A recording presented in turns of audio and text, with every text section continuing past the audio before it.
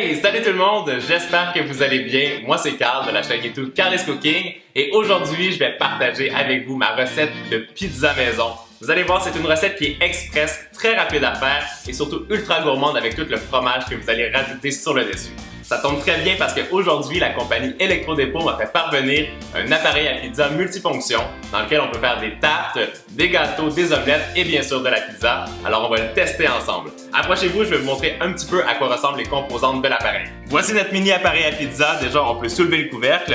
Vous voyez qu'on a une grande base qui est assez profonde pour faire cuire la pizza ou les tartes, comme je vous l'ai dit. Vous avez un bouton qui indique 3 niveaux d'intensité et aussi un minuteur qui vous indique quand la pizza est cuite.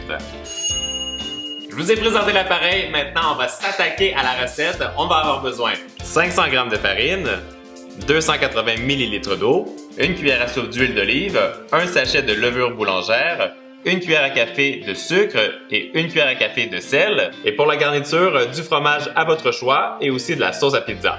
Dans un grand bol, je combine la farine, le sucre, le sel, la levure boulangère et je vais mélanger ça rapidement avec une cuillère juste pour que ce soit bien homogène. Je continue avec l'eau, l'huile d'olive et je mélange à nouveau avec la cuillère pour que ça commence à former une pâte. Si vous voyez que c'est pas assez humide, vous pouvez bien sûr rajouter un petit peu d'eau pour que ça colle mieux ensemble. Quand ça forme une boule, on va la récupérer avec nos mains. Je la dépose sur le plan de travail et on va commencer à pétrir pour former notre pâte à pizza. Vous allez tirer la pâte et ensuite vous allez l'écraser avec la paume de la main. On tire et on écrase avec la paume de la main. Vous allez continuer à travailler votre pâte comme ça pendant au moins 5 minutes pour qu'elle arrête d'être collante et pour qu'elle soit aussi assez ferme. Après 5 minutes de pétrissage, la pâte est nickel. Vous voyez, elle est plus collante, mais elle est encore très élastique. Je rajoute un petit peu d'huile d'olive dans un bol. Je dépose la pâte à l'intérieur. Et je vais déposer un film plastique sur le dessus pour que ça soit bien hermétique. Et je vais la laisser reposer pendant 1 heure pour qu'elle double de volume et qu'elle devienne bien aérienne. Notre pâte a doublé de volume, vous avez vu ça? C'est génial! Maintenant, on va faire de la pizza. Je retire le film plastique. Je dégaze toute ma pâte pour retirer toute l'air au complet. Je la sors du bol. Je la mets sur mon plan de travail. Je vais couper 1/3 de la pâte parce qu'avec cette recette, on peut faire 3 pizzas. Ça, je le garde de côté.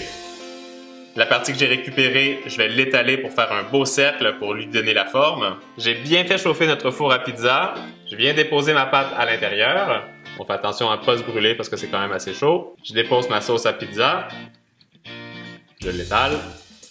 Ça commence déjà à sentir l'Italie ici. Ça sent trop bon.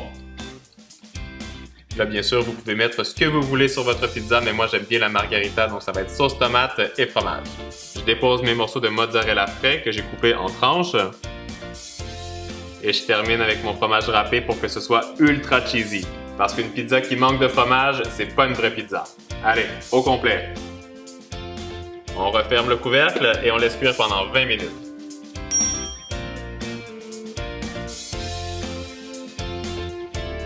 Vous avez vu ça, notre pizza a cuit pendant 20 minutes. Elle est super bien dorée, hyper croustillante et surtout, ça sent trop bon ici. On va la déposer et on va la couper.